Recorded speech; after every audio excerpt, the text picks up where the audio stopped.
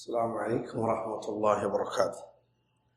إن الحمد لله نحمده ونستعينه ونؤمن به ونتوكل عليه، ونعوذ بالله من شرور أنفسنا ومن سيئات أعمالنا، من يهده الله فلا مضل له ومن يضلله فلا هادي له، وأشهد أن لا إله إلا الله وحده لا شريك له، وأشهد أن محمدا عبده ورسوله. أما بعد، أعوذ بالله من الشيطان الرجيم. بسم الله الرحمن الرحيم.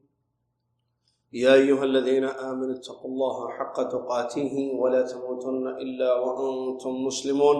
يا أيها الناس اتقوا ربكم الذي خلقكم من نفس واحدة وخلق منها زوجها وبث منهما رجالا كثيرا ونساء، واتقوا الله الذي تساءلون به والأرحام إن الله كان عليكم رقيبا. يا أيها الذين آمنوا اتقوا الله وقولوا قولا سديدا يصلح لكم أعمالكم ويغفر لكم ذنوبكم، ومن يطع الله ورسوله فقد فاز فوزا عظيما. قال الإمام أمير المؤمنين في الحديث المحدث العلامة البخاري رحمه الله: باب من بر والديه زاد الله في عمره.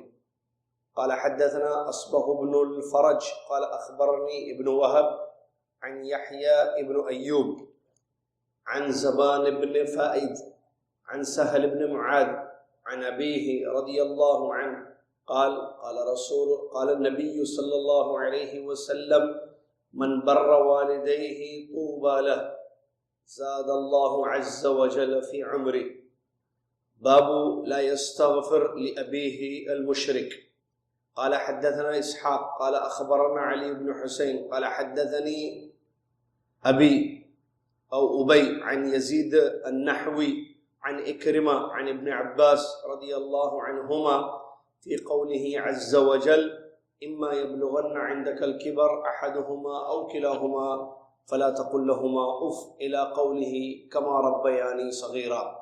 فنسختها الآية التي في براءة: ما كان للنبي والذين آمنوا أن يستغفروا للمشركين ولو كانوا أولي قربى من بعد ما تبين لهم أنهم أصحاب الجحيم. باب بر الوالد المشرك. قال حدثنا محمد بن يوسف قال حدثنا إسرائيل قال حدثنا سماك عن مصعب بن سعد عن أبيه سعد بن أبي وقاص رضي الله عنه قال: نزلت في 4 آيات من كتاب الله تعالى: كانت أمي حلفت ألا تأكل ولا تشرب حتى أفارق محمدا صلى الله عليه وسلم، فأنزل الله عز وجل: وإن جاهداك على أن تشرك بي ما ليس لك به علم فلا تطعهما وصاحبهما في الدنيا معروفا. والثانية: إني كنت أخذت سيفا فعجبني فقلت يا رسول الله هب لي هذا، فنزلت يسألونك عن الأنفال. والثالثة: إني مرضت فأتاني رسول الله صلى الله عليه وسلم فقلت يا رسول الله إني أريد أن أقسم مالي فأوصي بالنصف، فقال لا، فقلت الثلث، فسكت، فكان الثلث بعده جائزا. والرابعة: إني شربت الخمر مع قوم من الأنصار فضرب رجل منهم أنفي بلحيي جمل، فأتيت النبي صلى الله عليه وسلم فأنزل الله عز وجل تحريم الخمر. قال حدثنا الحميدي قال حدثنا ابن عيينة قال حدثنا هشام بن عروة قال أخبرني أبي قال أخبرتني أسماء بنت أبي بكر رضي الله عنها قالت: أتتني أمي راغبة في عهد النبي صلى الله عليه وسلم، فسألت النبي صلى الله عليه وسلم: أفأصلها؟ قال: نعم. قال ابن عيينة: فأنزل الله عز وجل فيها: لا ينهاكم الله عن الذين لم يقاتلوكم في الدين. قال حدثنا موسى قال حدثنا عبد العزيز بن مسلم قال عبد الله بن دينار قال سمعت ابن عمر رضي الله عنهما يقول رأى عمر رضي الله عنه حلة سيراء طباع فقال يا رسول الله ابتع هذه فالبسها يوم الجمعة وإذا جاءك الوفود. قال إنما يلبس هذه من لا خلاق له. فأتي النبي صلى الله عليه وسلم منها بحلل فأرسل إلى عمر بحلة فقال كيف ألبسها وقد قلت فيها ما قلت؟ قال إني لم أعطيكها لتلبسها ولكن تبيعها أو تكسوها. فأرسل بها عمر رضي الله عنه إلى أخ له من أهل مكة قبل أن يسلم. تمام تعریف، ہر قسم کی بڑائی، کبریائی، بندگیاں، عبادتیں اسی ایک اللہ عز و جل کے لیے ہیں، جس اللہ تبارک و تعالیٰ نے انسانوں کو اسی لیے پیدا کیا کہ انسان اللہ کی عبادت کرے۔ بڑی شان والا ہے، زمین میں بھی اس کی عبادت کی جائے گی، آسمانوں میں بھی اس کی عبادت کی جائے گی۔ وہی معبود حقیقی ہے، اس کے سوا کوئی بھی سچا معبود نہیں ہے۔ جتنی عبادتیں ہوتی ہیں سب جھوٹ ہیں، باطل ہیں اور بے بنیاد ہیں۔ سبحان اللہ ما عظم شانہ، سبحان اللہ وبحمدہ، سبحان اللہ العظیم۔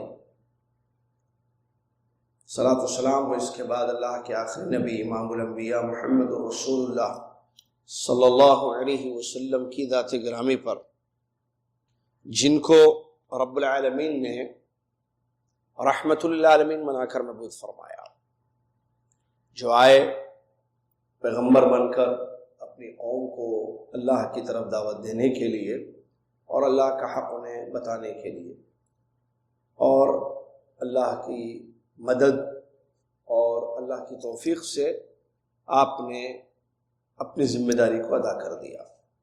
اللهم صل على محمد وعلى آل محمد كما صليت على إبراهيم وعلى آل إبراهيم إنك حميد مجيد. اللهم بارك على محمد وعلى آل محمد كما باركت على إبراهيم وعلى آل إبراهيم إنك حميد مجيد. حمد و صلاة کے بعد 14 ذی القعدہ 1439 ہجری مطابق 27 جولائی 2018 عیسوی، کتاب الادب المفرد کا درس مکتب شرف جدہ میں آپ کی خدمت میں پیش کیا جا رہا ہے۔ اب تک اس کتاب کے 10 باب ہم نے پڑھ لیے، نمبر ہے نا اس میں، 11واں باب سے آج کا درس شروع ہوگا۔ باب ہے باب نمبر 11، من بر والدی زاد اللہ فی عمری۔ جو انسان اپنے والدین کے ساتھ حسن سلوک کرتا ہے، والدین کا حق ادا کرتا ہے، اللہ تعالیٰ اس کی عمر زیادہ کر دیتا ہے۔ امام بخاری رحمۃ اللہ علیہ اپنے استاد اسبغ بن الفرج سے روایت کرتے ہیں اس حدیث کو۔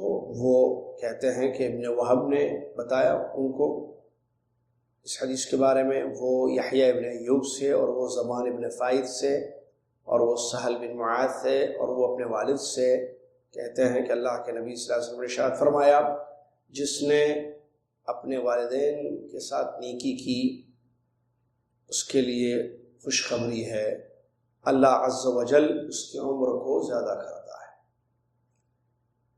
یہ حدیث جو ہے صحیح نہیں ہے، یہ حدیث اتھینٹک نہیں ہے، یہ حدیث ضعیف ہے، یہ حدیث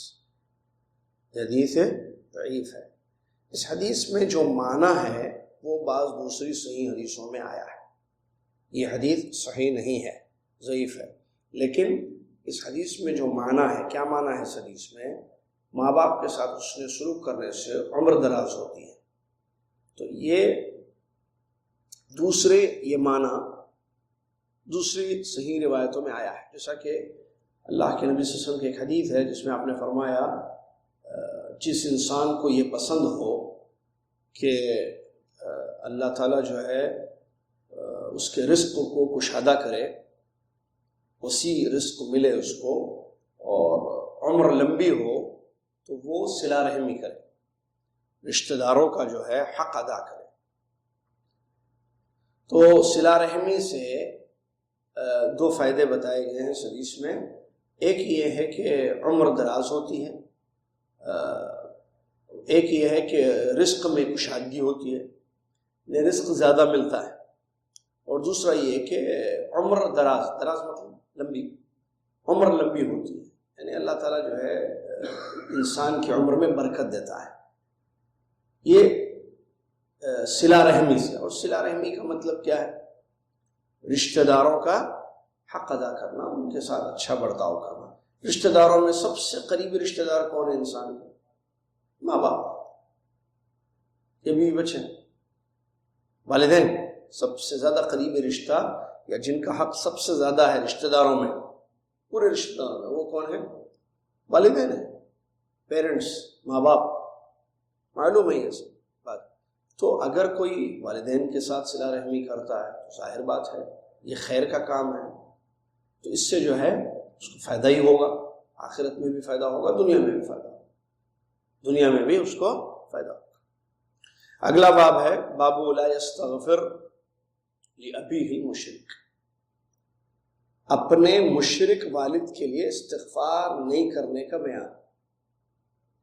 امام بخاری رحمۃ اللہ علیہ اپنے استاد اسحاق، اور وہ اپنے استاد علی بن حسین، اور وہ ابی، اور وہ یزید النحوی، اور وہ عکرمہ تابعی مشہور عبداللہ بن عباس کے شاگرد رحمہ اللہ سے روایت کرتے ہیں. عکرمہ رحمہ اللہ اپنے استاد صحابی رسول عبداللہ بن عباس رضی اللہ عنہما سے اس حدیث کو روایت کرتے ہیں کہ عبداللہ بن عباس رضی اللہ عنہما نے اس آیت کے بارے میں، کون سی آیت؟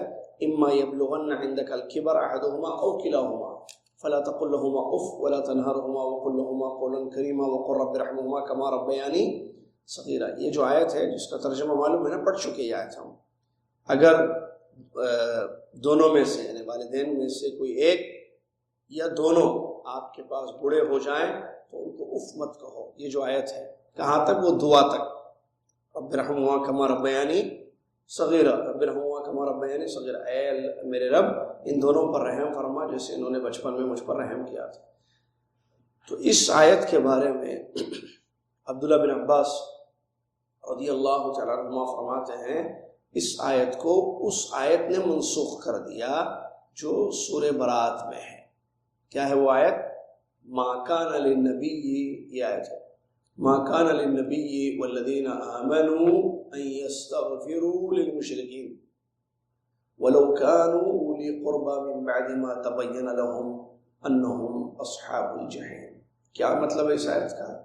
کسی نبی کے لیے اور ایمان والوں کے لیے یہ جائز نہیں ہے، یہ ذمہ نہیں کرتا ہے کہ وہ ان لوگوں کے لیے مغفرت مانگیں، وہ مشرکین کے لیے مغفرت طلب کریں اگرچہ وہ ان کے قریبی رشتہ دار کیوں نہ ہوں.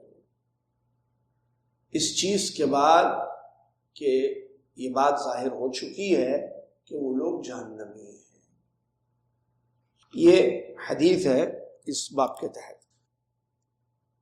مسئلہ یہاں یہ ہے کہ دیکھیے ابھی پورے جو بھی ابواب پڑھ رہے ہیں ہم والدین کے متعلق ہیں، تو والدین کا مقام، ان کی اطاعت، ان کی رضا میں اللہ کی رضا، اور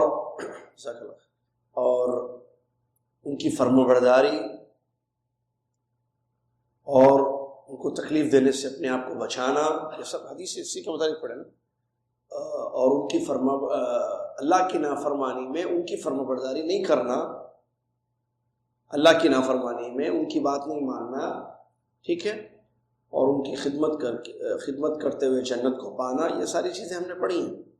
اب یہاں ایک مسئلہ یہ ہے کہ کیا اس کے لیے باب باندھا گیا ہے اور حدیث کو کی گئی ہے، وہ یہ کہ مشرک اگر ہوں، کیا ہوں؟ مشرک اگر ہوں تو کیا ان کے لیے ہم دعا کر سکتے ہیں؟ یہ ہے مسئلہ. مشرک ہو تو دعا کر سکتے، کیا مطلب اس کا بتائیے؟ مسئلہ ہے یہ بڑا سمجھنے والا مسئلہ ہے. ماں باپ مشرک ہوں تو ان کے لیے مغفرت کی دعا نہ کی جائے، یہ باب ہے. تو کیا مطلب ماں باپ مشرک ہوں؟ کیا مراد ہے امام بخاری رحمۃ اللہ علیہ کے یہاں؟ ایمان والے نہ ہوں، کافر ہوں.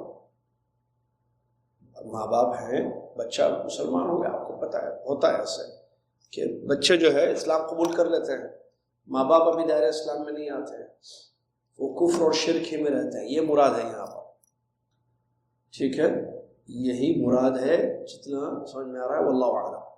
کیونکہ مشرک لفظ بولا گیا ہے یہاں پر، ابھی ہل مشرک.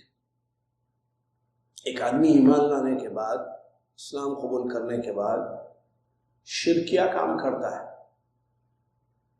ذرا غور سے سنیے، ٹھیک ہے، آپ غور سے سنتے ہی ہوں گے، مجھے پتا ہے یہ مسئلہ تھوڑا سا سمجھنے والا ہے، قابل غور ہے کہ اگر انسان شرک کرے یا کفری عمل کرے اس کو مشرک کافر بول سکتے نہیں بول سکتے؟ یہ ہے مسئلہ. سمجھ میں آ رہا ہے آپ لوگ کو؟ ایک دیکھیے، میں ہمیشہ ایک بات بولتا ہوں، وہ سنیے، وہاں کہیں ایسا نہ ہو کہ ہمارے چلے جانے کے بعد، مطلب دنیا سے ہمارے چلے جانے کے بعد آپ کو افسوس ہو کہ آپ نے مسئلہ سمجھا نہیں. ٹھیک ہے، ہم کو تو کچھ بھی نہیں پتا ہوگا، لیکن آپ جو ہے غلط مت سمجھے اللہ کے دین. اللہ کے دین کو صحیح سمجھنا ضروری ہے. جذبات کا نام دین نہیں ہے. ہوتا کیا ہے، بچے، نوجوان بچے جو ہے توحید پر آتے ہیں الحمدللہ، شرک چھوڑ دیتے ہیں. یہ شرک چھوڑنا ہی ہے نا، شرک غلط ہے، سب کو معلوم ہے، سب سے بڑا غلط، یعنی غلط میں کیٹیگریز میں نمبر 1 پہ شرک آتا ہے، کفر اور شرک. شرک سے بڑھ کے کوئی گناہ ہے نہیں ہے نا. اب وہ شرک چھوڑ دیتا ہے اللہ کی مدد سے، توحید سمجھ میں آتی ہے، توحید پہ آ جاتا ہے. چلیے بھائی، اب گھر والے ہیں، رشتے دار ہیں، وہ لوگ ابھی تک کر رہے ہیں شرک. کیوں؟ یہ ادھر آ گئے بلاد التوحید، وہ ادھر ہی ہیں. انہوں نے تقریریں سنی، خطبے سنے شرک کی مصیبت پر، توحید کی اہمیت پر، توحید میں آ گئے، بہت اچھی بات. اور وہ شرک ہی کر رہے ہیں ابھی تک، کیونکہ وہ توحید ان کو نہیں سمجھائی گئی. اب یہ ایسے، اب دیکھیے ایک بات لکھ لیں، اور وہ یہ علم حاصل کرنا ضروری ہے. اللہ کے دین کو سمجھنا بہت ضروری ہے، ورنہ پچھتائیں گے زندگی بھر آپ. خوارج سمجھے دین کو؟ خوارج نہیں سمجھے، مرجئہ اور معتزلہ، اشاعرہ سمجھے دین کو؟ نہیں سمجھے. یہ لوگ جو شرک کر رہے ہیں، کو بدعتوں میں ہیں، سمجھے دین کو؟ نہیں سمجھے. آپ توحید پہ رہ کر بھی نہیں سمجھیں گے دین کی تو بہت تکلیف ہوگی. سمجھنا دین کو بہت ضروری. آدمی کافر کب ہوتا ہے، آدمی مشرک کب ہوتا ہے؟ کیا ہر شرک کرنے والا مشرک ہے؟ مسئلہ ہے کیا؟ اسی لیے پڑھنا ضروری ہے توحید. صرف یہ معلوم ہونا بھائی یہ قبر پر سجدہ کرنا شرک ہے، قبر کا طواف کرنا شرک ہے، قبر والوں سے مانگنا شرک ہے، اور ایک اللہ سے مانگنا چاہیے، توحید ہے، بس ٹھیک ہے. یہ تو ہے، ابھی جو میں نے بتایا یہ تو ہے، لیکن کیا آپ نے توحید پڑھی ہے؟ کسی عالم سے توحید کو سمجھا ہے؟ کوئی کتاب پڑھے توحید کی؟ یہ ہے مسئلہ. نہیں پڑھے تو اب کیا ہوتا ہے، تو شرک کو چھوڑنے کے باوجود کفر اور شرک سے دور ہیں، توحید پر ہیں، لیکن منہج تکفیری ہے. یہ جملہ یاد رکھنا ہے. توحید کے راستے پہ آ گئے، شرک چھوڑے، ایک اللہ کی عبادت کرتے ہیں، شرک نہیں کر رہا ہے، لیکن منہج کیا ہو گیا؟ تکفیری. تکفیری منہج کس کو کہتے ہیں؟ تکفیری منہج میں کیا ہوتا ہے کہ تکفیری منہج کا مطلب ہے کہ کسی مسلمان کے شرک اور کفر کو دیکھ کر، شرکی عمل کو دیکھ کر اس پر مشرک ہونے کا فتویٰ لگانا، یہ مشرک ہے. آپ دیکھیے کتنے جملے سنیں گے، ارے وہ آپ کے محلے میں فلاں صاحب ہے، میں سنا، کہاں ہے ان کا گھر؟ سوال. اب وہ پوچھتا سنا، کون صاحب، کس کی بات کر رہے ہیں آپ؟ ارے وہ جو کیا نام ہے ان کا، دستگیر صاحب. ارے دستگیر کی بات کریں، پکا مشرک ہے. کیا ہے دستگیر کیا ہے؟ پکا مشرک۔ اب انہوں نے کیا کیا ہے؟ دستگیر صاحب پر جو چڑھاوے چڑھاتے ہیں، آتے جاتے ہیں مزاروں کے پاس، قبر کے پاس، شرکیات ہیں ان کی زندگی میں بھائی، شرک کرتا ہے دستگیر۔ انہوں نے کیا بولا اس کو؟ انہیں پکا مشرک ہے یا وہ پکا مشرک ہے، اس کو بولتے ہیں منہج تکفیر۔ مثال دے رہا ہے۔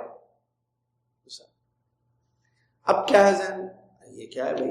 ڈرائیو کرنے والا ڈرائیور، انجینئرنگ کا کام کرنے والا انجینئر، اور جو بھی ہے میرا ڈرائیو کرنے والے کو ڈرائیور بولتے ہیں۔ شرک کرنے والوں کو کیا بولیں گے؟ مشرک۔ تو ہم بھی اس کو مشرک بولیں۔ دستگیر شرک کرتا، آپ بولو دستگیر کیا کرتا؟ شرک کرتا۔ آپ بولو شرک کرتا، ہم بول رہے ہیں مشرک۔ سیم ہے؟ نہیں، سیم نہیں ہے۔ کیا ہے؟ سیم نہیں ہے۔ پرٹیکولرلی مشرک بولنا کسی انسان، میں نے پتا نہیں کہیں دروس میں سمجھایا تھا اس کو، بہرحال بہت باریک مسئلہ ہے۔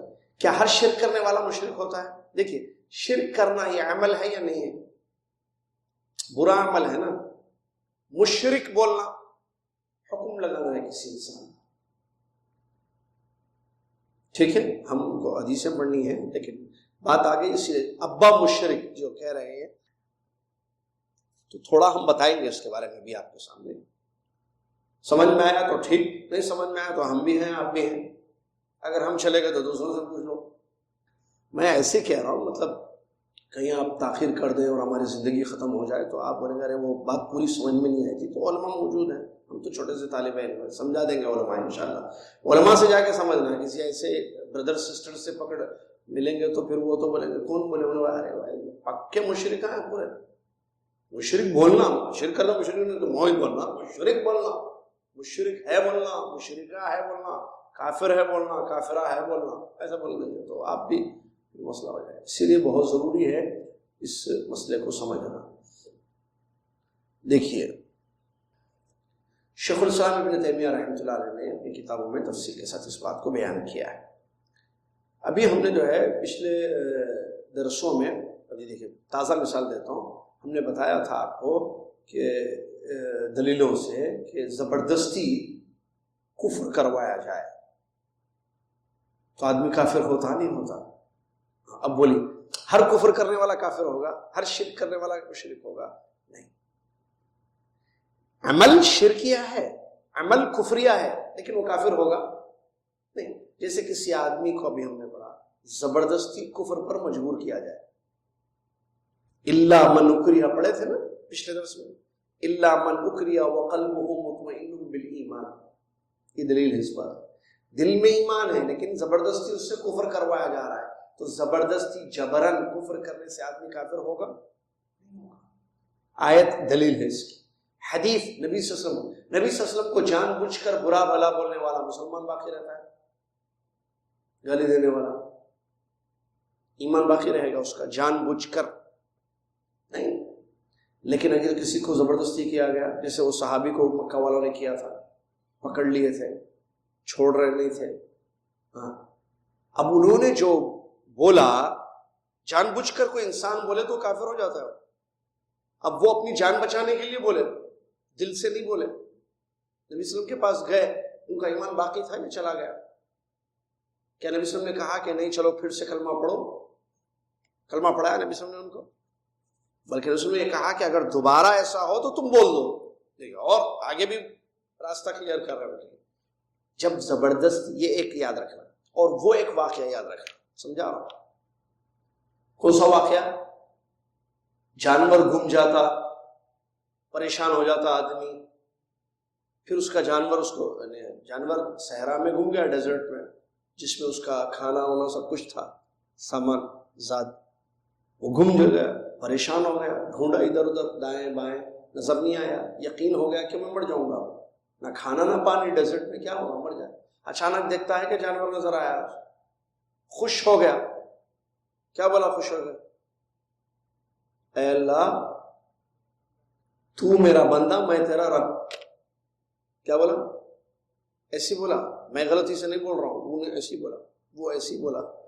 تو میرا بندہ میں تیرا رب. نبی صلی اللہ علیہ وسلم فرماتے ہیں اخطأ من شدت الفرح، خوشی کی انتہا تھی کہ الٹا بول گیا. اس کو ویسا بولنا نہیں تھا، اس کو یہ بولنا تھا تو ہی میرا رب ہے. زندگی مل گئی، پھر سے کھانے میرا جانور مل گیا مجھے، میں تیرا بندہ ہوں، یہ بولنا تھا. کیا بولا؟ وہ الٹا بول دیا، کافر ہو گیا. ارے کفر بکا نا، اللہ کو بندہ بولنا، خود کو رب بولنا کفر ہے یا نہیں ہے؟ نہیں سمجھ میں آیا سوال. اگر کوئی انسان نہیں، آپ ایسی دیکھیں تو میں سمجھتا ہوں نہیں سمجھے، آپ لوگ اگر ایسی دیکھیں تو میں سمجھتا ہوں کہ نہیں سمجھے، تو میں پھر دوبارہ بولتا ہوں. اگر انسان یہ بولے کہ اے اللہ تو میرا بندہ ہے، میں تیرا رب ہوں، کوئی ربوبیت کا دعویٰ کرے جسے فرعون نے کیا تھا، انا ربکم الاعلی، ربوبیت کا دعویٰ کرنا، کیا یہ کفر ہے یا نہیں؟ بولیے بھائی. خاموشی کا مطلب نہیں سمجھے یا نہیں معلوم جواب، یا بولیے نہیں معلوم ہوگی، یا بولیے ہاں کفر ہے. جی کفر ہے. اب یہ بولا نا ہے جانور کو دیکھ کر کافر نہیں ہوا. یہ دوسری مثال دے رہا ہوں. ہاں پہلی مثال وہ برا بھلا کو گالی دی یا برا غلطی اسے بولا، اچھا اس کا مطلب غلطی، اور ادھر زبردستی ہوئی. ہاں ادھر زبردستی ہوئی، اب یہ غلطی ہو رہی. چلیے ایک تیسرا واقعہ بخاری میں ہے. واقعہ ایک باپ نے اپنے بچوں کو وصیت کی تھی، میں مر جاؤں تو مجھے جلا دینا. صحیح ہے، میں مر جاؤں تو مجھے جلا دینا، جلانے کے بعد میری راکھ کو ہوا میں اڑا دینا. مجھے ڈر ہے کہ اگر اللہ مجھے زندہ کرے گا دوبارہ. ہاں ظفر صاحب سمجھ رہے ہیں یا نہیں؟ پھر جا کے باہر پورے مشرک نہیں بولنا. آپ نہیں بولتے، معلوم ہے، میں ایسی مثال نہیں بولنا، غلط. ہم تکفیری منہج والے ہیں. اہل السنہ کا منہج والجماعہ کا تکفیری نہیں. تکفیری منہج خوارج کا تھا، ہمارا نہیں ہے. بڑا گناہ کرنے پر لوگوں نے کفر کا فتویٰ لگایا تھا، ہم نہیں لگاتے. ٹھیک ہے چلیے. بچوں نے کہا ٹھیک ہے. اس نے کیا کہا؟ اگر اللہ مجھے دوبارہ زندہ کرنے پر قدرت رکھے گا، مطلب زندہ کرے گا دوبارہ، تو مجھے ایسے عذاب دے گا جیسے کسی کو نہیں دے گا، اسی لیے مجھے جلا کے راکھ میری ہوا میں. ٹھیک ہے، ابا کی وصیت تھی، بچوں نے ویسے ہی کیا. مرنے کے بعد، کرنے کے بعد اللہ تعالیٰ نے اس کو زندہ کیا. کیا کیا؟ اللہ زندہ کرتا ہے. یحیی الموتى، یحیی الموتى، مردوں کو زندہ کرتا ہے. مردے کہیں بھی ہوں، قبر کے اندر ہوں، مچھلی کے پیٹ میں ہوں، ہواؤں میں بکھر جائے وغیرہ، زندہ کرتا ہے ہمارا رب. یحیی، ٹھیک ہے، یحیی و یمیت. چلیے، زندہ کر کے اللہ نے اس سے پوچھا تو نے ایسے کیوں کیا؟ کیا پوچھا؟ کیا کیا اس نے؟ معلوم ہے نا؟ یا پھر سے بولو؟ نہیں معلوم ہے، آگے بڑھیے آگے. تو اس نے کہا تیرے ڈر سے. کیا کہا؟ تیرے ڈر سے. اللہ نے کہا جا، میں نے تجھ کو معاف کر دیا. اللہ نے اس کو معاف کر دیا ہے نا بھائی. اب سوال یہ واقعہ جو ہے صحیح واقعہ ہے، بخاری میں ہے، اور شیخ الاسلام ابن تیمیہ رحمۃ اللہ علیہ کو دین آپ سے مجھ سے زیادہ معلوم تھا، شاید نہیں، پکا زیادہ معلوم تھا. انہوں نے ہم سے زیادہ دین سمجھا. بہت بڑے عالم گزرے ہیں بھائی، محدث فقیہ گزرے ہیں، بے شمار کتابیں ہیں ان کی ماشاءاللہ. انہوں نے اپنی کتاب مسئلۃ التکفیر جو ہے نا، تکفیر کا مطلب کسی کو کافر بولنا، کسی کو مشرک بولنا، اس کتاب میں اس واقعے کو نقل کیا ہے اور نقل کر کے سمجھایا. دیکھو اس کے بارے میں غور کرو، اس حدیث پر غور کرو، اس واقعے پر. اس آدمی نے اللہ کی قدرت پر شک کیا. صحیح ہے غلط؟ کیا بولا یہ بچوں کو؟ قدرت پر شک کیسے کیا اس نے؟ بتائیے آپ. چلو آپ سنیں نا واقعہ، آپ بولو. اگر اللہ زندہ کرے گا، اس نے یہ کہا بچوں سے. اچھا، اس نے یہ کام جو کرنے کا حکم دیا اس لیے کہ اللہ زندہ نہیں کرے گا، ایسا ایسی تھا نا. میری راہ کو ہوا میں اڑا دینا. کیوں؟ ایسے کریں گے تو زندہ نہیں کرے گا اللہ. بکھر جائے گی راہ تو زندہ نہیں کرے گا. کیوں ایسے کریں؟ اگر ایسے نہیں کریں گے تو اللہ زندہ کرے گا, مجھے عذاب دے گا. تو ایسے کرو گے تو کیا کرے گا اللہ؟ زندہ نہیں کرے گا. اگر اللہ مجھے زندہ کرے, اس کا مطلب شک تھا زندگی پر, دوبارہ زندگی, اللہ کی قدرت پر, کہ اللہ تعالیٰ ہر چیز پر قدرت رکھتا ہے. ہوا میں بھی بکھر جائے, ہواؤں کا بھی مالک ہے اللہ تعالیٰ. وَأَنَّ اللَّهَ عَلَى كُلِّ شَيْءٍ قَدِيرٌ. تو اللہ کی قدرت پر شک کرنا کفر ہے یا نہیں؟ جی. تو اب یہ کافر کیوں نہیں ہوا؟ حدیث میں کیا ہے آخر میں؟ اللہ نے زندہ کیا, پھر پوچھا تو اس نے کہا تیرے ڈر سے میں نے ایسے کیا, تو اللہ نے اس کو معاف کر دیا. اسی لیے ابن تیمیہ رحمۃ اللہ علیہ بیان فرماتے ہیں کہ کسی کو کافر نہیں بولا جائے گا. جو کفر کو اپنے ظاہر کرتا ہے تو بولیں گے. اچھا, ایک آدمی اپنے آپ کو مسلمان بول رہا ہے, میں مسلمان ہوں, ظاہری اسلام ہے اس کے پاس, کلمہ پڑھتا ہے, نام مسلمان, نمازوں میں بھی مسجد میں نظر آتا ہے. عمل میں کیا ہے؟ شرک ہو رہا ہے. شرک ہو رہا ہے عمل میں. کیا ہو رہا ہے؟ شرک. اب پرٹیکولرلی اس کو مشرک بولیں گے. مشرک بولنے کا مطلب کیا ہے پتہ ہے؟ حکم لگا رہے ہیں اس کو. کیا لگا رہے ہیں؟ اسٹیمپنگ, حکم لگا دیا. اب جب آپ بولے یہ مشرک ہے یا انہیں مشرک, یہ مشرک ہے, اردو فصیح اردو بولیں گے, یہ مشرک ہے, تو اس کا مطلب اب آپ نے اس کو اسلام سے خارج کر دیا. اب ان کو بیٹی نہیں دے سکتے آپ. اب احکام فٹ ہوں گے پورے, ان سے بیٹی نہیں لے سکتے آپ. اگر یہ مرغی ذبح کریں گے تو حلال نہیں ہوگی مرغی. یہ کیوں؟ آپ مشرک بولے نا. ان کی بیوی اگر مشرک نہیں ہے تو رشتہ ٹوٹ گیا ان کا. اچھا, ان کے ابا اگر مسلمان تھے تو وہ ابا کے پیسوں کے وارث بھی نہیں بنتے. اچھا, یہ مر جائیں گے, اچھا ان کو سلام بھی ہم نہیں کر سکتے. یہ سلام کرے تو وعلیکم بولنا پھر, صحیح ہے. اچھا, یہ مر جائیں گے تو ان کی جنازہ بھی نہیں پڑھیں گے ہم, ان کو مسلمانوں کے قبرستان میں بھی دفنائیں گے نہیں. کیوں؟ کیا بولے آپ؟ یہ ساری چیزیں فٹ ہوتی. مشرک بول دے, ختم آؤٹ. سمجھ میں آئی بات؟ شرک کر رہے ہیں, حکم نہیں لگائیں گے. حکم لگے گا یا نہیں لگے؟ لگ سکتا ہے لیکن ایسے ڈائریکٹ نہیں. پہلی بات, حکم لگانا علماء کا کام. کس کا کام؟ حکم لگانا علماء کا کام. نمبر 2, حکم لگانے کے لیے کچھ چیزیں چاہیے. کوئی رکاوٹ ہے کیا جس کی وجہ سے یہ کام ہو رہا ہے؟ رکاوٹ ہو تو اس کو دور کریں گے.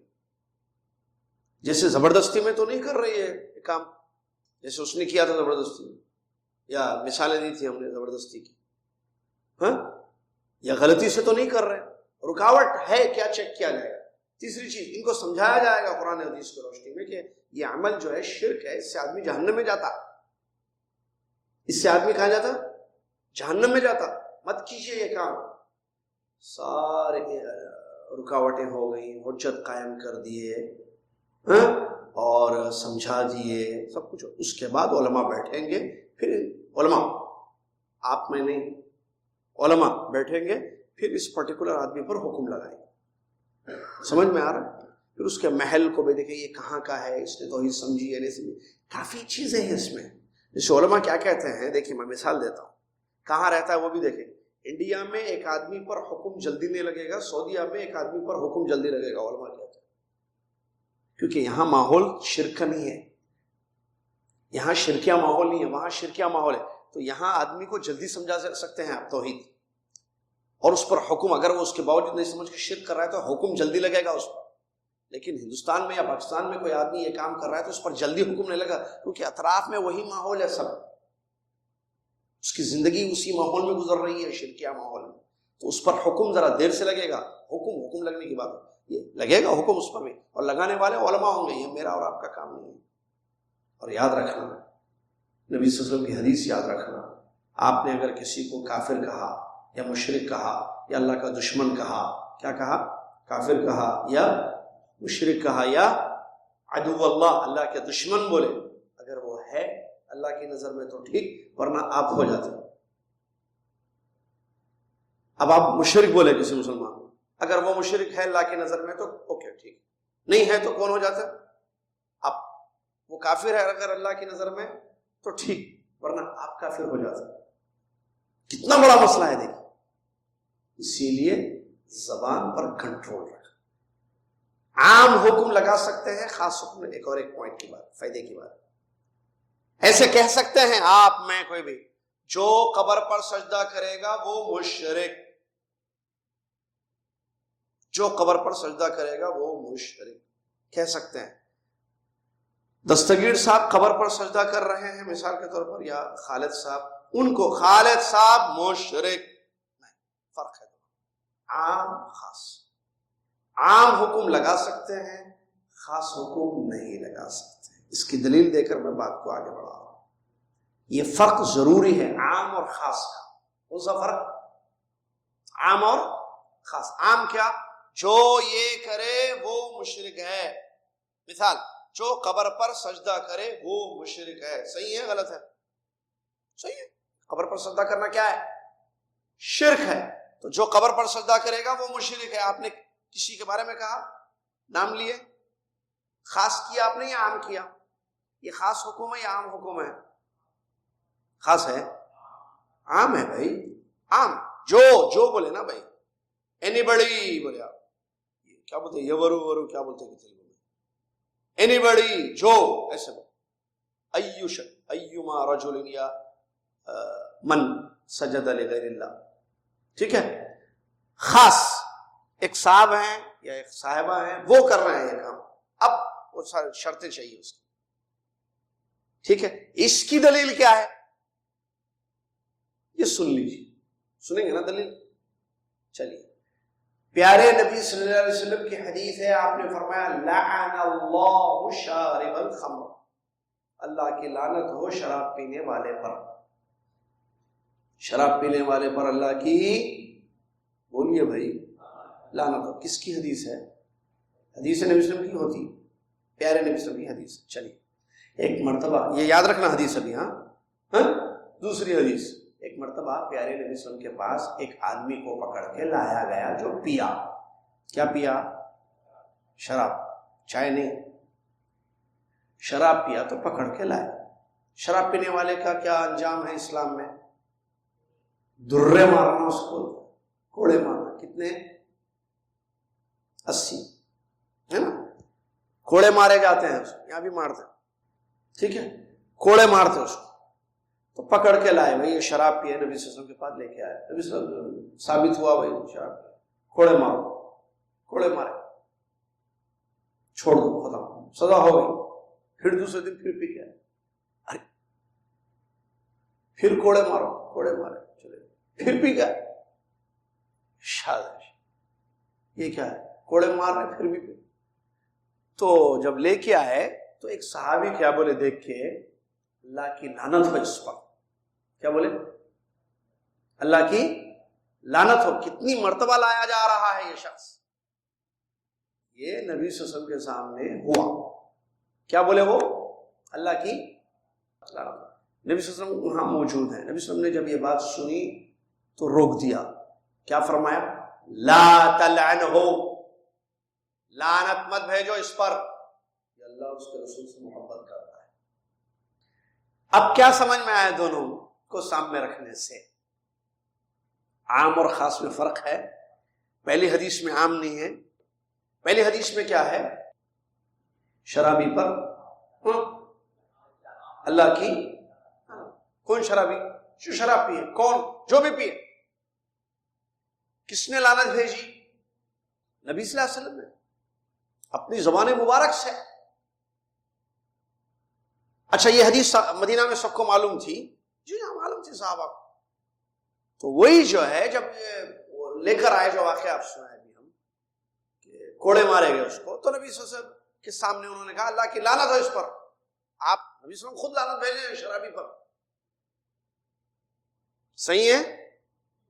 یہ کیا کر رہے؟ یہاں لعنت ہے اس پر. کتنی مرتبہ لے کے آ رہے؟ کل لائے، پرسوں لائے، اس سے پہلے لائے، اس سے پہلے لائے. شراب پیتا ہے، کوڑے پڑتا ہے، پھر جاتا ہے، پھر لے کے آتا ہے. لعنت ہو اس پر. اب یہ خاص تھا، وہ عام تھا. یہاں خاص کیسے؟ کیونکہ وہ ایک آدمی کے بارے میں ہے جس کا نام نہیں ہے حدیث، جو پی کر لے کے آئے. پی کر آئے تو ان کو کوڑے مارے گئے.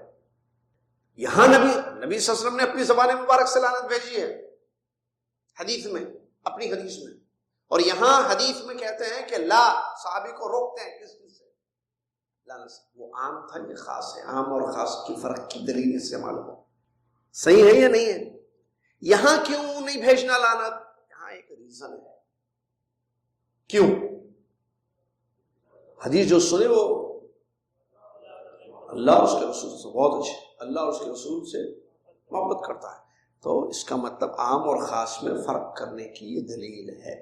سمجھ میں آیا؟ بس چلیے. تو مشرک ابا جو مطلب مشرک ہی ہیں، اسلام نہیں قبول کیے ہیں، ٹھیک ہے، یا ایمان نہیں لے کر آئے، تو وہ مراد ہے یہاں پر امام بخاری.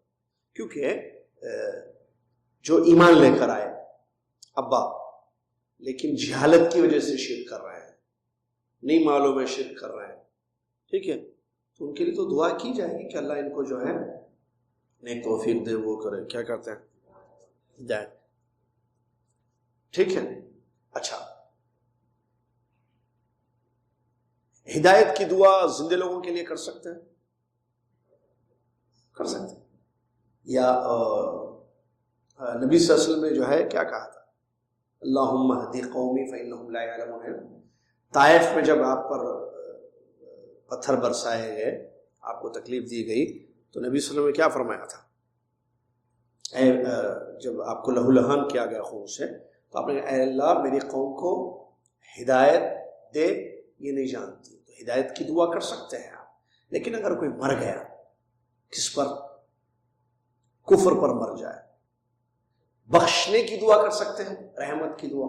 یہ نہیں کر سکتے. کیوں؟ کیونکہ مشرک شرک پر جو مر جائے وہ کہاں جائے گا؟ ایک آدمی کافر ہو کے، بھائی ابا کافر تھا مر گیا، اب بیٹا بول رہا ہے کہ ہمارے ابا کا انتقال ہو گیا ہے، وہ جو ہے ایمان نہیں لائے، تو کیا میں دعا کر سکتا ہوں ان کے لیے؟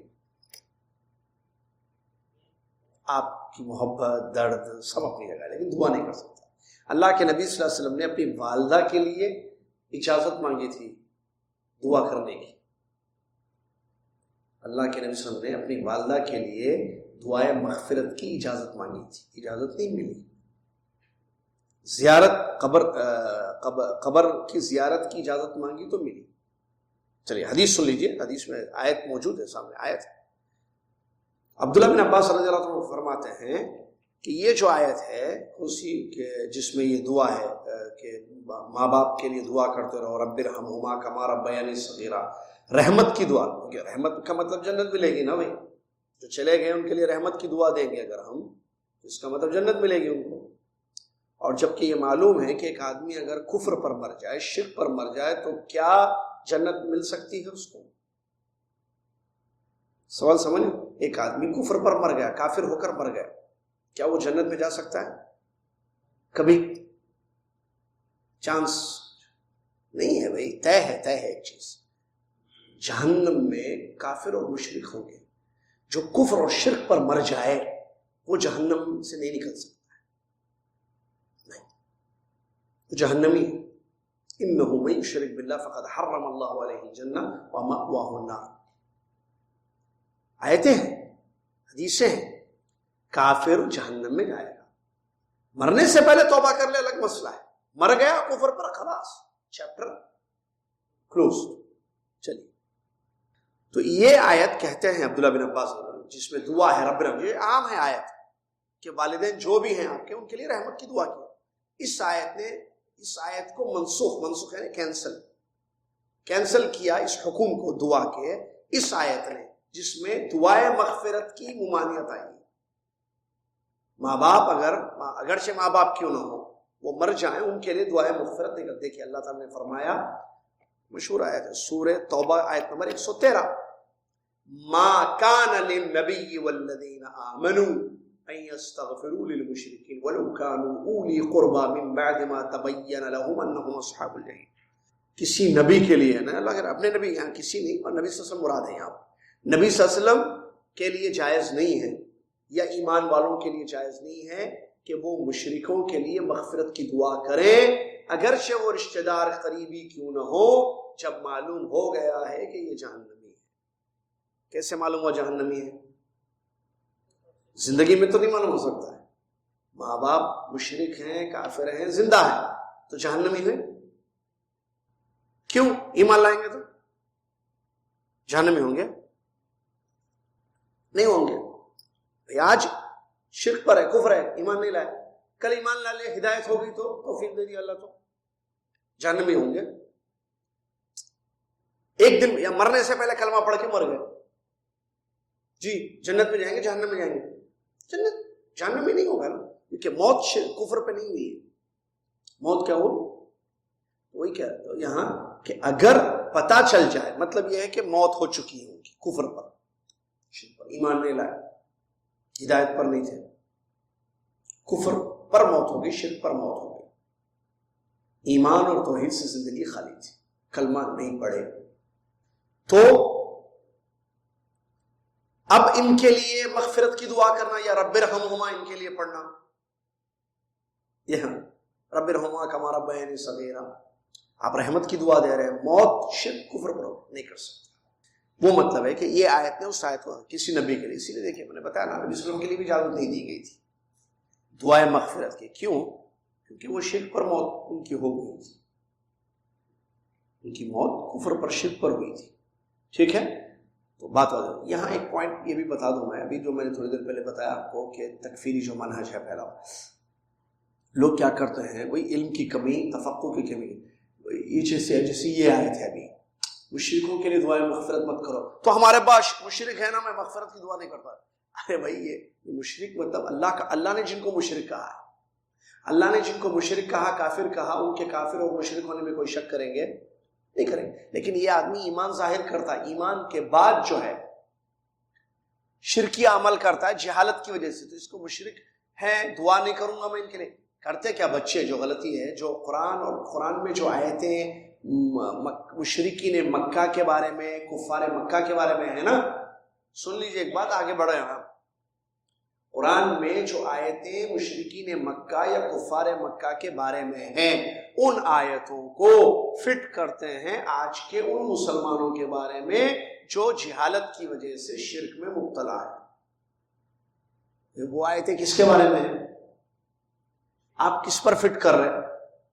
صحیح ہے، یہ ہے مسئلہ، یہ گڑبڑ بھی ہوتی ہے، اللہ ہدایت دے۔ چلیے اس کے بعد ہے، اچھا ٹھیک ہے، بات معلوم ہوگی کہ استغفار کی دعا نہیں کر سکتے، مغفرت کی، لیکن مرنے کا، اب زندگی میں ان کے ساتھ کیا بھلائی ہوگی یا نہیں، اس سے سلوک ہوگا یا نہیں ہوگا، وہی اسی پر جو ہے حدیث بیان کرتے ہیں، ایک تو صحیح مسلم میں بھی ہے، محمد بن یوسف، اسرائیل، سماک، مصعب بن سعد، یہ اس حدیث کی جو ہے سند ہے، اور مصعب بن سعد یہ جو ہے بیٹے ہیں سعد بن ابی وقاص، جو صحابی ہیں مشہور، سعد بن ابی وقاص رضی اللہ عنہ، یہ کہتے ہیں کہ میرے بارے میں اللہ کی کتاب میں سے 4 آیتیں اتری، 4 آیتیں میرے بارے میں جو ہے نازل ہوئی ہیں۔ کیا ہے وہ؟ ایک ایک کو بتاتے ہوئے، یعنی میرے کچھ واقعات ہوئے ہیں میرے ساتھ، تو یہ آیتیں اتری۔ سعد بن وقاص کہتے ہیں 4۔ نمبر 1، میری امی نے قسم کھائی تھی، امی نے میری قسم کھائی تھی کہ میں کھاؤں گی نہیں، پیوں گی نہیں، جب تک کہ میرا بیٹا محمد صلی اللہ علیہ وسلم کو نہ چھوڑ دے، سے جدا نہ ہو جائے۔ ان کی امی نے کھانا پینا چھوڑنے کی قسم کھائی تھی، تو اللہ عز و جل نے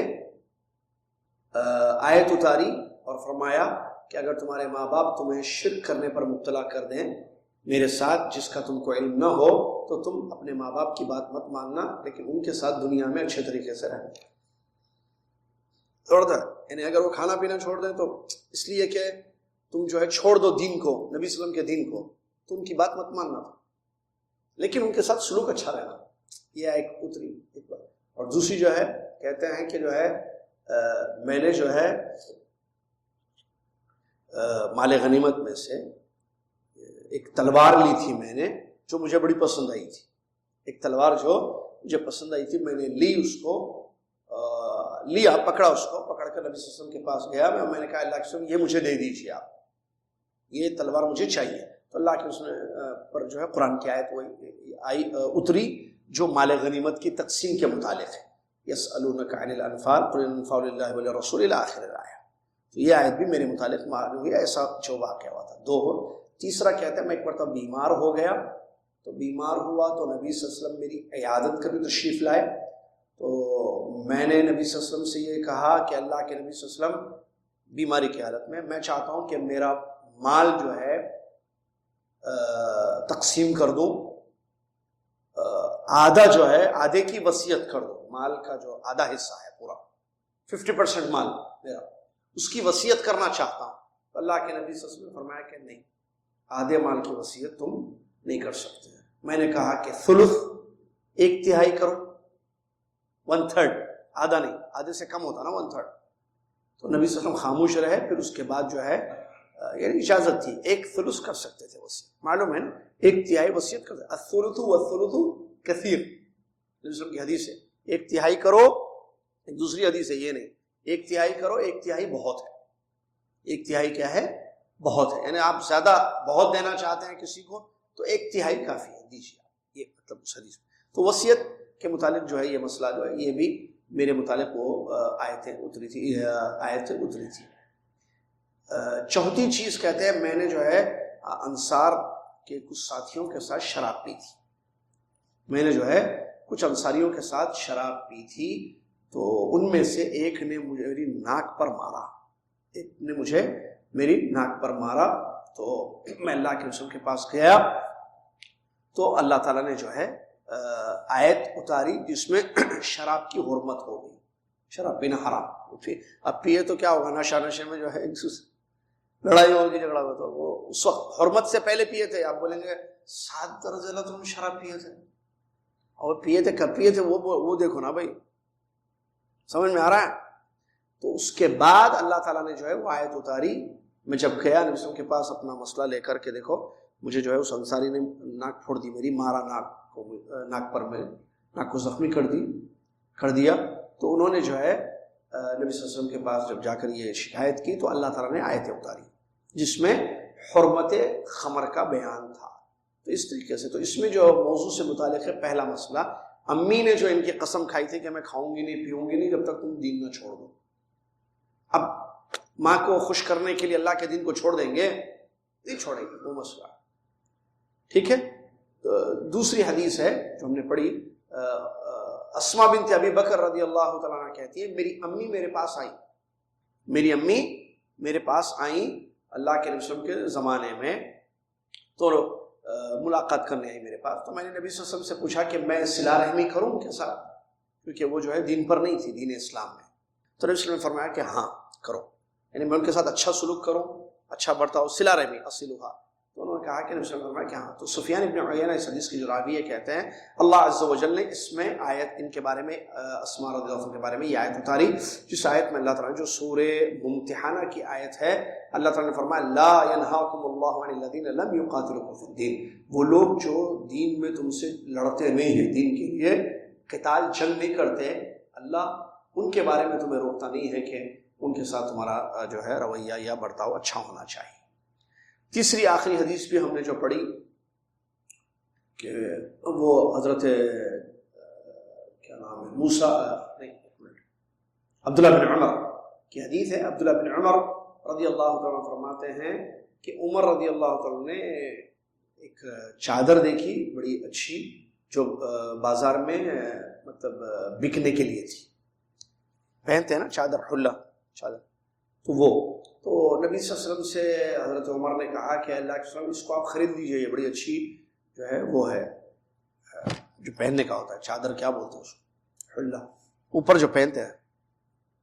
اور مشورہ دیا انہوں نے نبی صلی اللہ علیہ وسلم کو کہ آپ یہ اچھی جو ہے اس کو اس کو خرید لیجئے تاکہ جمعہ کے دن آپ پہن سکیں, اور جب وفود آپ کے پاس آئے, ڈیلیگیشن بولتے ہیں نا, وفود ڈیلیگیشنز آتے ہیں نبی صلی اللہ علیہ وسلم کے پاس آتے تھے باہر سے لوگ ملنے کے لیے, تو وہ لوگ جب آئے ہیں آپ سے میٹنگ کرنے کے لیے, ملنے کے لیے, یا جمعہ کا دن ہو اس وقت آپ پہن سکتے ہیں. تو اللہ کے رسول نے فرمایا کہ یہ جو ہے ایسے لوگ پہنتے ہیں جن کا کوئی حصہ آخرت میں نہیں ہوتا, یعنی دنیاوی چیزیں ہیں. آپ پیارے نبی صلی اللہ علیہ وسلم نے کہا کہ نہیں مجھے نہیں چاہیے, یہ مطلب تھا خواہش ظاہر نہیں کی پہننے کی. کیوں؟ کیونکہ ہمارے نبی صلی اللہ علیہ وسلم بڑے سیدھے سادے تھے, دنیاوی لالچ، دنیاوی خواہشات آپ کے اندر نہیں تھیں. آپ آخرت کی جستجو میں سیدھی سادی جو ہے زندگی آپ نے گزاری ہے. اب چٹائی پر سوتے تھے، اللہ کے نبی صلی اللہ علیہ وسلم حدیثوں میں آتا ہے، جس سے جو ہے آپ کے جسم اطہر پر جو ہے چٹائی کے نشان بھی جو ہے صحابہ دیکھ کر صحابہ نے کہا کہ ہم تکیہ بنا دیں گے آپ کے لیے. تو نبی صلی اللہ علیہ وسلم کی بڑی زندگی، کھانا ہوتا گھر میں کھا لیتے، نہیں ہوتا روزہ رکھ لیتے. اللہ گھر میں آتے پوچھتے کچھ ہے کھانے کے لیے، تو ام المؤمنین عائشہ رضی اللہ عنہا کہتی کہ کچھ نہیں ہے. تو نبی صلی اللہ علیہ وسلم کہتے ہیں ٹھیک ہے میں روزے سے ہوں گا. بعد میں شام میں عصر کے وقت یا اس کے بعد جو ہے کوئی چیز آ جاتی تو آپ کھا لیتے تھے اس کو. تو سادگی زندگی تھی ہمارے مسلم کی، اور ایسی تربیت آپ نے اپنے اصحاب کی بھی کی. دکھاوا نہیں تھا زندگی میں، شو پٹ اپ بولتے ہیں چلو اس کو، شو آف نہیں تھا. ہمارے پاس آج کل کی جو لائف سٹائل ہے نا، اس میں شو آف بہت ہے. دکھانا بتانا، دکھانا بتانا، دکھانا بتانا. کس کو دکھاتے کس کو بتاتے؟ سادگی نہیں ہے. دیکھیے اور کے لیے آپ دیکھیں گے پرانے لوگوں میں سادگی نظر آئے. آپ لوگ اپنے والدین کی زندگی دیکھیے، ان کا لائف سٹائل، اپنے والدین جو ہیں ابھی آپ کے، اور آپ لوگوں کا لائف سٹائل دیکھیے یا آپ کے بچوں کا دیکھیے، فرق آپ کے ساتھ کیا ہے. سیدھے سادے لوگ ہیں. آپ دیکھیے آج بھی آپ کے جو والدین ہیں سادگی ہے الحمدللہ. علماء کو دیکھیے آپ، سیدھے سادے ہیں. جو پرانے علماء گزرے ہیں، جن کے پاس صحیح علم ہے، سادگی ہونی چاہیے. صحابہ بھی سادہ دل لوگ تھے. کیسے تھے؟ سادہ دل. اس سادگی کی بڑی اہمیت ہے، اس سادگی کی بہت اہمیت ہے. آپ اور کہ صحابہ کی زندگیاں پڑھ کے دیکھیے، ان کی سادگی آپ کو معلوم ہوتی. کتنے سیدھے سادے لوگ تھے. آج اس کو جو ہے لوگ مایوس سمجھتے ہیں، جبکہ وہ خیر ہے. سادگی آج سمجھ نہیں، سادہ نہیں، ہوشیار رہنا چاہیے. سادگی کے اپوزٹ جو بھی لفظ بولتے ہیں میرا. ٹھیک ہے چلیے. تو یہ ایک حدیث تھی. ہاں اچھا مکمل نہیں ہوئی ہے. اس کے بعد جو ہے نبی صلی اللہ علیہ وسلم منہا بحر. تو اس کے بعد کیا ہوا؟ یہ تو عمر رضی اللہ عنہ نے جب کہا کہ جو ہے آپ اس کو پہن لیجئے خرید کے، تو نبی صلی اللہ علیہ وسلم نے کہا کہ نہیں مجھے اس میں کوئی دلچسپی نہیں ہے. ٹھیک ہے، یا اپنی رغبت ظاہر نہیں کی نبی صلی اللہ علیہ وسلم. پھر کیا ہوا؟ نبی صلی اللہ علیہ وسلم کو جو ہے ہدیے میں دی گئی کچھ چیزیں. تو آپ نے جو ہے حضرت عمر کے پاس اس میں سے ایک چادر کو بھیجا تھا، حضرت عمر رضی اللہ عنہ کے پاس. تو حضرت عمر کے پاس بھیجا تھا کہ وہ جو ہے پہن لیں، کیونکہ انہوں نے کہا تھا کہ نا آپ خرید پہن لیں. نبی علیہ السلام سے حضرت عمر نے کہا کہ آپ نے جو بولا وہ بولا اس کے بارے میں کب کیسے پہنوں گا؟ میں نہیں پہنوں گا اس کو. تو انہوں نے پھر کہا کہ نبی صلی اللہ علیہ وسلم نے فرمایا کہ میں نے اس لیے نہیں دیا ہے تم کو کیا کہ تاکہ تم اس کو پہنو، بلکہ میں نے اس لیے دیا ہے کہ تم اس کو بیچو یا کسی اور کو دے دو. اس لیے میں نے جو ہے بیچا ہے. تم پہننے کے لیے میں نے تمہارے پاس نہیں بھیجا ہے. ایک چیز آئی ہے میں نے تمہیں دے دیا، اس کو بیچو گے، قیمت ملے گی، اپنے اخراجات پورے کر سکتے ہو، اپنی ضرورت پوری. تو حضرت عمر رضی اللہ عنہ نے اس کو کیا کیا، مکہ میں ان کا ایک بھائی تھا، ان کو بھیج دیا قبل یسلم، اسلام لانے سے پہلے. وہ بھی مسلمان نہیں ہوا تھا ان کا بھائی. تو وہ بھائی کے پاس جو ہے اس کو بطور ہدیہ جو ہے انہوں نے بھیج دیا. تو یہ حدیثیں ہیں، 3 حدیثیں بہرحال، جن میں جو ہے موضوع جو تھا اصل وہ مشرک والد کے ساتھ اس نے سلوک کیا. تو مشرک والد کے ساتھ. تو یہاں ابھی جو آخری حدیث ہے اس میں کیا ہے دیکھیں، قبل یسلم عمر رضی اللہ عنہ نے جو ہے اپنے بھائی کو وہ گفٹ دیا تھا، کپڑا جو ہے گفٹ دیا تھا اسلام قبول کرنے سے پہلے. مطلب وہ مشرک تھا بھائی ان کا. تو مشرک بھائی کے ساتھ جو ہے حسن سلوک یہاں معلوم ہوتا ہے. ٹھیک ہے مشرک ہے لیکن اس کے ساتھ اس نے سلوک کرنا چاہیے. تو یہاں ہم روکتے ہیں، وقت ہو چکا ہے. آگے بھی بڑی اہم ابواب آ رہے ہیں، جیسے اگلا باب جو ہم پڑھیں گے 14واں باب، ماں باپ کو گالی نہ دی جائے. اس کے بعد جو ماں باپ کو تکلیف دیتا ہے یا ماں باپ کو ناراض کرتا ہے، نافرمانی کرتا ہے، اس کی سزا کیا ہے. اس کے بعد ماں باپ کو رلانا، پھر ماں باپ کی بد دعا، اس کے متعلق بھی حدیثیں آ رہی ہیں. اللہ سے دعا ہے اللہ تعالیٰ حدیثوں کو سمجھنا، اس پر عمل کرنا ہمارے لیے آسان فرما دے. اللہ تعالیٰ ماں باپ کی قدر کرنے کی توفیق عطا فرما. اللہ تیرے دین کو سمجھنے والا ہم سب کو بنا دے، اور اللہ دین پر، اسلام پر، توحید پر قائم رکھے، اور توحید پر ہماری موت ہو جائے، مرتے وقت کلمہ ہمیں نصیب ہو جائے.